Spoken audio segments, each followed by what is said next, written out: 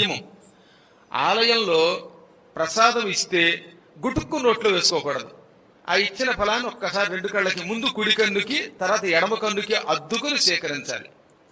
మంత్రశాస్త్రంలో శివుడు పార్వతికి చెప్పాడు, అదే ఇప్పటికీ మనం అనుకరించాలి, అనుసరించాలి. ఏమిటి? ఏ పులిహోర ఇచ్చారనుకోండి, కుడి కన్ను దగ్గర ఆ తర్వాత ఎడమ కన్ను దగ్గర ఇలా పెట్టుకుని తినాలి. కన్నుకి దగ్గరగా పెట్టుకోమన్నా కదా అని పులిహోర కంట్లో వేసుకోమని కాదు, మళ్ళీ అక్కడి నుంచి భగ్గుమంటుంది. కంటికి అద్దుకోమన్నానని నిజంగా అలా చేసిన అమాయకులు కూడా ఉన్నారు, కంట్లో వేసుకున్నారు కొంతమంది. ఏం చెబుతాం? ఏదన్నా ధర్మ సందేహం అడిగితే సమాధానం చెబితే మళ్ళీ వాడికి 100 అనుమానాలు. అందుకే జాగ్రత్తగా వినాలి. చెయ్యమన్నది చెయ్యండి, అనవసరమే చేయకూడదు. అలాగే ఫలం ఇచ్చినా అంతే. తీర్థం ఇచ్చినప్పుడు కూడా తాగేయడం కాదట, ఒక్కసారి ఇలా అనుకుని అప్పుడు తాగాలి. మళ్ళీ తీర్థానికి కూడా ఒక నియమం ఉంది. నిలబడి ఏమీ తాగకూడదు. నిలబడి తాగిన వస్తువు పదార్థము సురాపాన సమం భవేత్, మద్యపానంతో సమానం. అందుకని గుళ్ళో తీర్థం ఇవ్వగానే కూర్చోవడం కుదరదు కదా, అందుకని కొంచెం వంగి తాగాలి.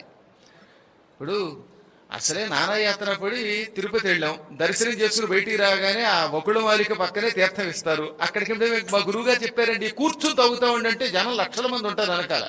అంచేది అక్కడ కూర్చోవడం కుదరదు కనుక తీర్థం ఇవ్వగానే కొంచెం అలా వంగి నడుము వంచి తాగాలి. అదృష్టవశాత్తు నడుము వంగిపోయిన వాళ్ళు పెడితే ఇక గొడవే లేదు. మనం మాత్రం నడుము వంచే ఆ తీర్థమును స్వీకరించాలి అని నియమం అన్నమాట. ఈ నియమం పాటిస్తే తీర్థము ప్రసాదం వల్ల అనేక లాభములు ఉన్నాయి. అవి నిజంగా తీర్థ ప్రసాదాలు అవుతాయి. లేకపోతే కేవలము తిండి తిన్న ఫలితం మాత్రమే వస్తుంది, ఏదో అన్నం తిన్నట్టే లేదో పండు తిన్నట్టే. అలా కాకుండా కళ్ళకత్తుకు తింటే భగవంతుడు స్వీకరించగా వచ్చిన మహాప్రసాదం తిన్న పుణ్యం వస్తుంది. అందుకని రోజు భక్తితో